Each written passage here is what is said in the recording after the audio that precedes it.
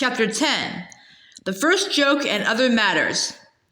It was, of course, the lion's voice. The children had long felt sure that he could speak, yet it was a lovely and terrible shock when he did.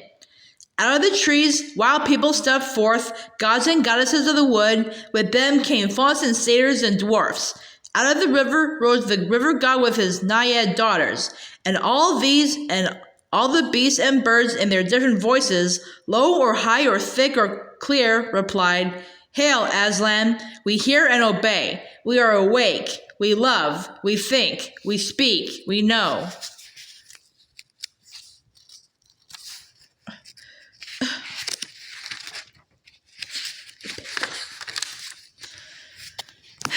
"But please, we don't know very much yet," said a nosy and snorty kind of voice, and that really did make the children jump, for it was the cab horse who had spoken.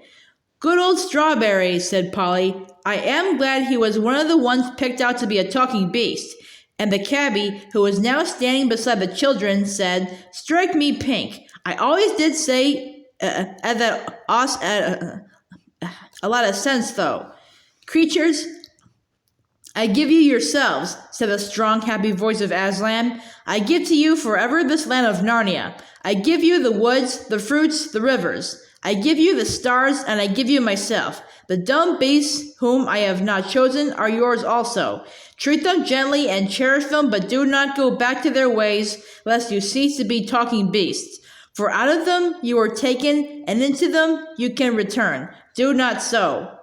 "No, Aslan, we won't," said everyone. But one perky jackdaw added in a loud voice, "No fear," and everyone else had finished just before he said it, so that his words came out quite clear in a dead silence. And perhaps you have found out how awful that can be, say, at a party. The jackdaw became so embarrassed that it hid its head under its wing as if it were going to sleep. And all the other animals began making various queer noises, which are their ways of laughing, and which, of course, no one has ever heard in our world. They tried at first to repress it, but Aslan said,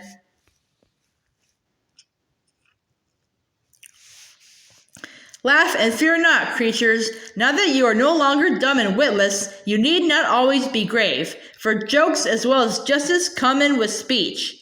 So they all let themselves go, and there was such merriment that the jackdaw himself plucked up courage again and perched on the cab horse's head between its ears, clapping its wings, and said, "Aslan, Aslan, have I made the first joke?"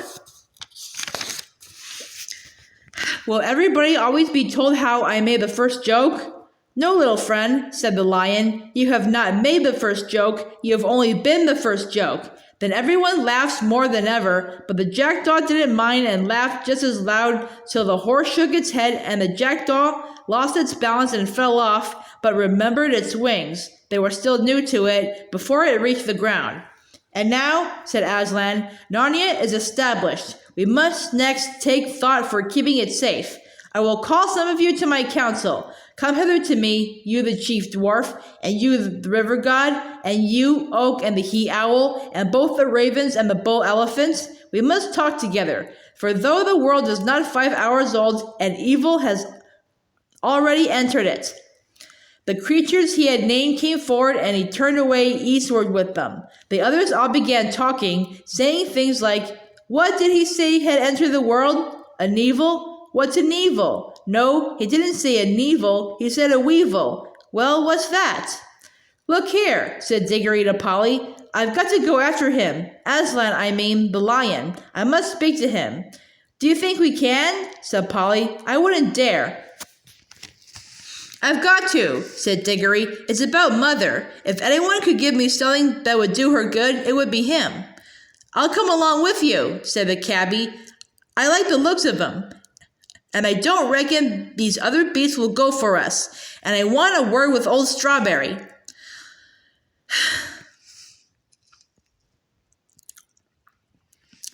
So all three of them stepped out boldly, or as boldly as they could, toward the assembly of animals. The creatures were so busy talking to one another and making friends that they didn't notice the three humans until they were very close.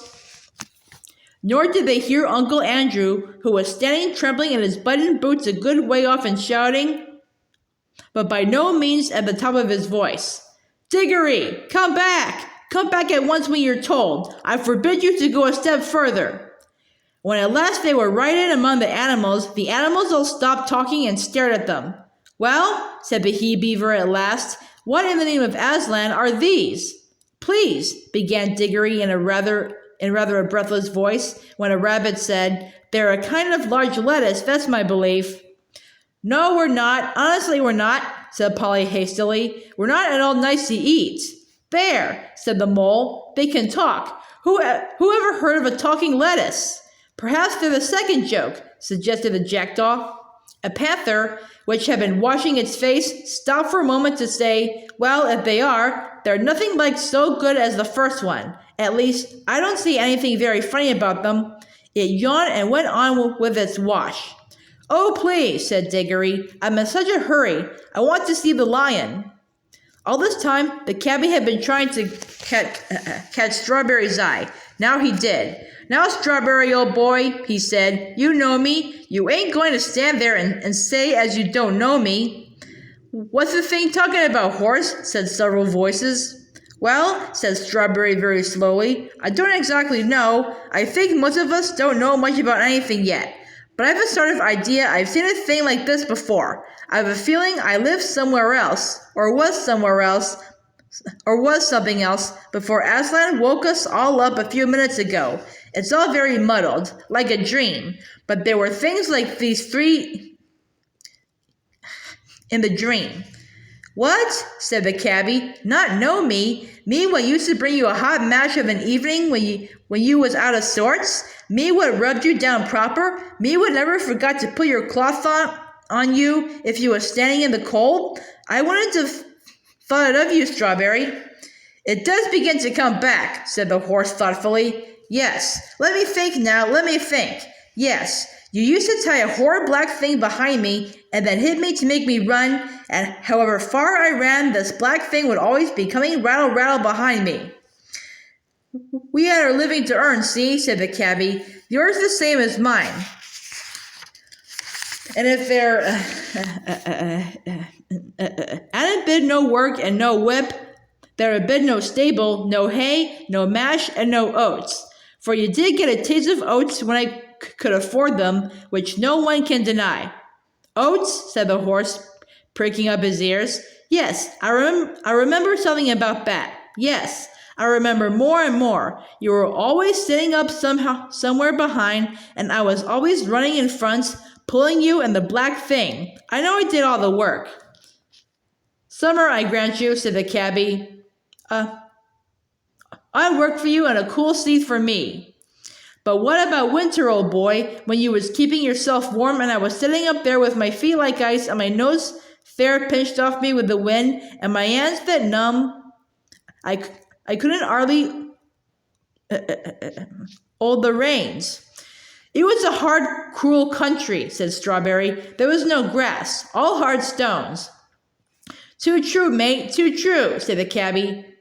"A hard world it was. I always did say those paving stones weren't fair on any hoss. That's London, that is. I didn't like it no more than what you did. You were a country hoss, and I was a country man. Used to sing in the choir I did down at home. But there wasn't a living for me there." "Oh, please, please," said Diggory. "Could we get on? The lion's getting further and further away. And I do want to speak to him so dreadfully badly." "Look here, Strawberry," said the cabbie. "This young gentleman has something on his mind that he wants to talk to the lion about. Him you call Aslan. Suppose you was to let him ride on your back, which he'd take it very kindly, and trot him over to where the lion is, and me and the little girl will be following along." "Ride?" says Strawberry. "Oh, I remember now. That means sitting on my back. I remember there used to be a little one of you two-leggers who used to do that long ago. He used to have little hard square lumps of some white stuff that he gave me. They tasted, oh, wonderful, sweeter than grass. Ah, that be sugar, said the cabbie. Please, Strawberry, begged Diggory. Do let me get up and take me to Aslan. Well, I don't mind, said the horse. Not for once in a way. Up you get. Good old Strawberry, said the cabbie. Here, young'un, I'll give you a lift. Diggory was soon on Strawberry's back and quite comfortable, for he had ridden bareback before on his own pony. Now, do gee up, Strawberry, he said. You don't happen to have a bit of that white stuff about you, I suppose, said the horse. No, I'm afraid I haven't, said Diggory. Well, it can't be helped, said Strawberry, and off they went.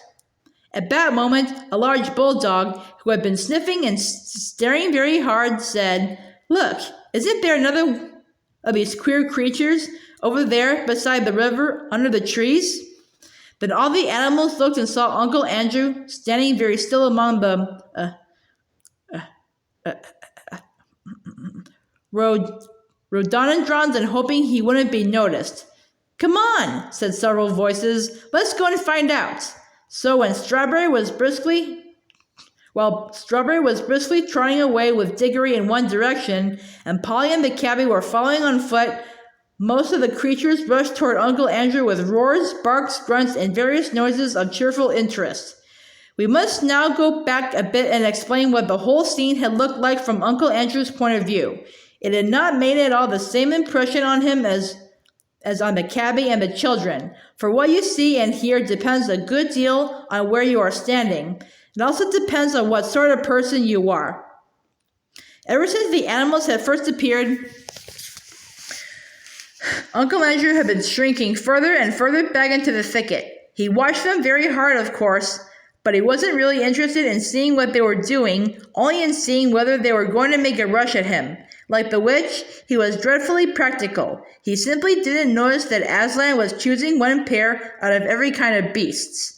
All he saw, or thought he saw, was a lot of dangerous wild animals walking vaguely about, and he kept on wondering why the other animals didn't run away from the big lion. When the great moment came and the beast spoke, he missed the whole point, for a rather interesting reason. When the lion had first begun singing, long ago when it was still quite dark, he had realized that the noise was a song, and he had disliked the song very much. It made him think and feel things he did not want to think and feel. Then, when the sun rose and he saw that the singer was a lion, only a lion, as he said to himself, he tried his hardest to make believe that it wasn't singing and never had been singing, only roaring as any lion might in the zoo in our own world. Of course it can't really have been singing, he thought. I must have imagined it. I've been letting my nerves get out of order. Who ever heard of a lion singing? And the longer and more beautiful the lion sang, the harder Uncle Andrew tried to make himself believe that he could hear nothing but roaring. Now the trouble about trying to make yourself stupider than you really are is that you very often succeed. Uncle Andrew did. He soon did hear nothing but roaring in Aslan's song. Soon he couldn't have heard anything else even if he had wanted to. And when at last the lion spoke and said, Narnia, awake, he didn't hear any words. He heard only a snarl. And when the beast spoke in answer, he heard only barkings, growlings, bayings, and howlings. And when they laughed, well, you can imagine. That was worse for Uncle Andrew than anything that had happened yet. Such a horrid, bloodthirsty din of hungry and angry brutes he had never heard in his life. Then, to his utter rage and horror, he saw the other three humans actually walking out into the open to meet the animals.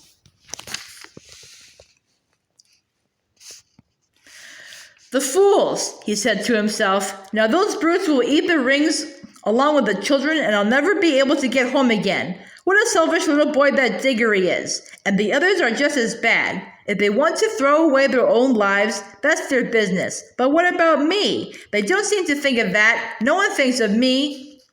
Finally, when a whole crowd of animals came rushing toward him, he turned and ran for his life. And now anyone could see that the air of that young world was really doing the old gentleman good. In London, he had been far too old to run. Now he ran at a speed which would have made him certain to win the 100 yards race at any prep school in England.